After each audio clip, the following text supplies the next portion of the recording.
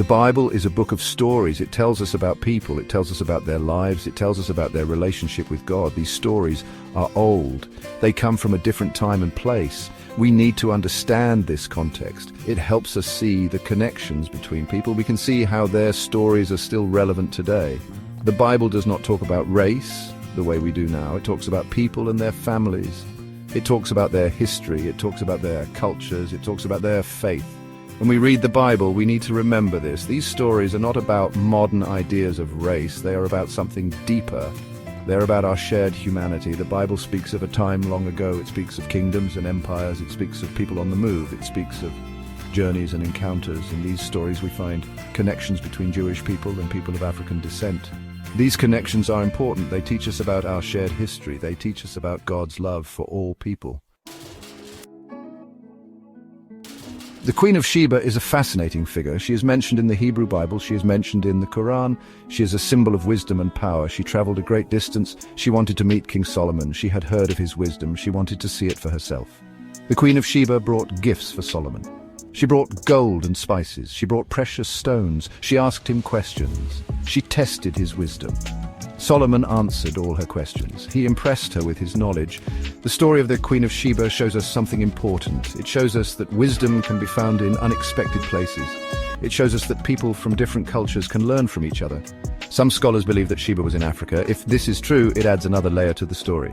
It shows a connection between ancient Israel and Africa.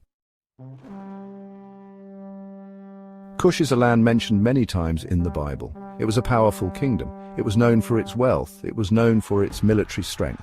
Cush is often associated with Africa. It is believed to be located in modern-day Sudan and Ethiopia. The Bible tells us about several important Cushites. One of them is Nimrod. He was a mighty hunter. He was a powerful ruler. Another important Cushite is Ebed-Melech. He was an Ethiopian eunuch. He saved the prophet Jeremiah's life. The stories of these Cushites are important. They show us that people of African descent played a role in biblical history. The term Cushite is often used interchangeably with Ethiopian in the Bible. This connection is significant. It highlights the ancient ties between the Middle East and Africa. In the book of Acts, we meet an Ethiopian eunuch. He was a powerful official. He served the Queen of Ethiopia. He was in charge of her treasury. He was a devout man. He was on a pilgrimage to Jerusalem. He wanted to worship God. On his way back to Ethiopia, he encountered Philip the evangelist. Philip explained the gospel to him. The eunuch was amazed. He asked to be baptized. He accepted Jesus as his savior. This story is powerful. It shows that God's love is for everyone. The Ethiopian eunuch is a symbol of conversion. He is a symbol of inclusion. He represents the spreading of the gospel. It spread beyond its Jewish origins. His story shows us that God's love knows no boundaries. It crosses cultures. It crosses continents. It reaches out to all who seek him. Section 5, the Song of Solomon, celebrating love and beauty. The Song of Solomon is a book of poetry. It celebrates love, it celebrates desire, it uses vivid imagery. It speaks of a woman. She is described as having dark skin. Some scholars believe she's from North Africa. This interpretation connects the Song of Solomon to Africa. It shows the beauty of African women. The Song of Solomon is a beautiful expression of love. It transcends time and culture. It speaks to the human experience. The woman's dark skin is celebrated. It is not seen as a negative thing. It is seen as a sign of beauty. It is a sign of desirability. This interpretation challenges modern ideas of beauty. It reminds us that beauty comes in many forms. It reminds us that love knows no boundaries. The Song of Solomon teaches you're about to discover a connection you never knew existed.